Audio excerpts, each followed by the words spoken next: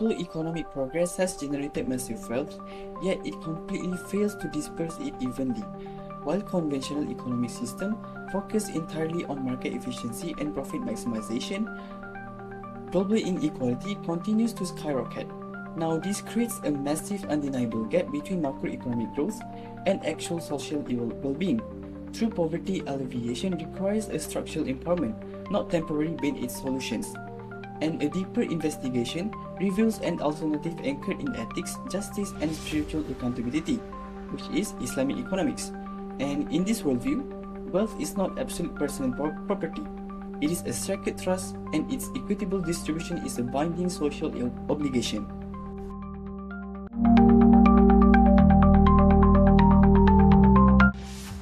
The foundation of this system relies heavily on wealth redistribution. The foundational principles explicitly mandate that wealth must not just circulate exclusively among the rich class only. So, to enforce this, the system introduced zakat, which is not as a voluntary charity, but as a mandatory social security tool and a fundamental right of the poor. Empirical data shows that zakat provides immediate relief to around 70% of its recipients.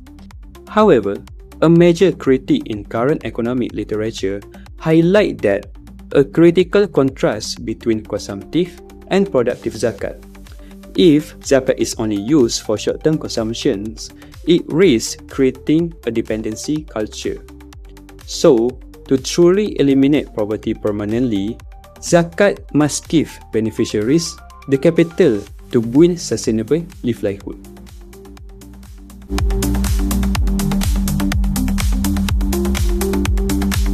While zakat handles direct distribution, Waqf acts as a permanent welfare mechanism. And by definition, Waqf entails locking an asset away perpetually to fund vital public utilities like education and healthcare.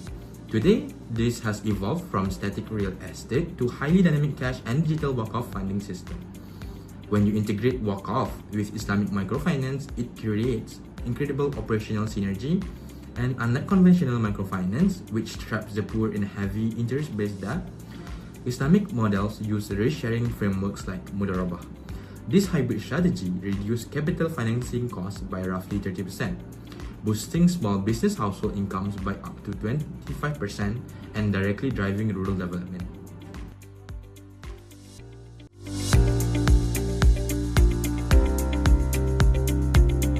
However, moving from textbook theory to real operation reveals severe institutional challenges. The first issue is governance. This complete absence of universal accounting standards and a lack of transparency forces many zakat and wakaf institutions to operate as a fragmented network of small, disconnected local charities. The second one, there are more dangerous issues is the mimicry problems. Many modern Sharia compliant organizations simply replicate the other conventional commercial banking architecture. They change purely linguistic variables to specify legal checklists while leaving the underlying mechanic untouched. When an institution prioritizes commercial viability over its original distributive mandate, it fails to alter the structural dynamics of poverty.